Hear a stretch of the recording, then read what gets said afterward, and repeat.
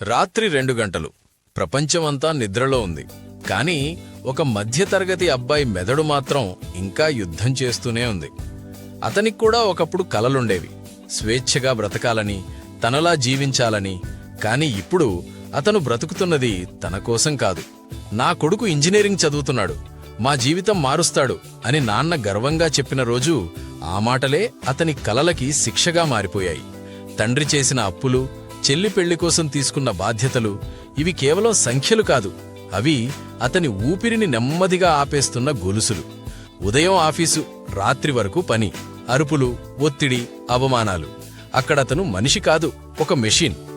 ఏడవాలనుంది, బిగ్గరగా అరవాలనుంది. కాని మధ్యతరగతి అబ్బాయికి ఆ హక్కు లేదు. అతని కన్నీళ్లు కూడా ఈఎంఐలకి బంధీ. ఒక్కసారి నాకు బరువుగా ఉంది అని చెప్పాలనిపిస్తుంది. కాని ఆ మాట బయటికొస్తే ఇంట్లో వాళ్ల ఆశలు పగిలిపోతాయి. అందుకే అతను తన బాధని తానే మింగేస్తాడు. నన్ను నమ్మి చదివించిన నాన్న కోసం, నామీదే నమ్మకం పెట్టుకున్న అమ్మ కోసం ఏమీ చేయలేక జీవచ్ఛవంలా ఉన్నాను అని ప్రతిరోజూ అద్దం ముందు తనని తానే తిట్టుకుంటాడు.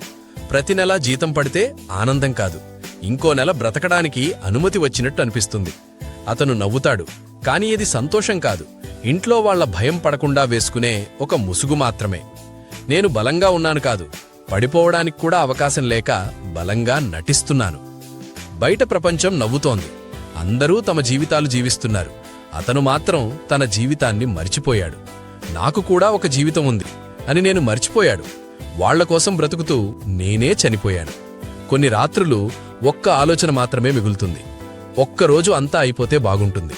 కాని వెంటనే ఇంకో ఆలోచన అతన్ని ఆపేస్తుంది. నా వల్ల ఎవరి కలలు చచ్చిపోతాయి? అందుకే అతను మళ్లీ లేస్తాడు, మళ్లీ నవ్వుతాడు, మళ్లీ బ్రతుకుతాడు. తనకోసం కాదు, ఇదొక కథ కాదు, ఇది ప్రతి మధ్యతరగతి అబ్బాయి నిశ్శబ్దంగా మోస్తున్న జీవితం. ఒకరోజు అతను కూడా నిజంగా బ్రతికే రోజు వస్తుందా, లేదా ఇలానే నిశ్శబ్దంగా మాయమవుతాడు?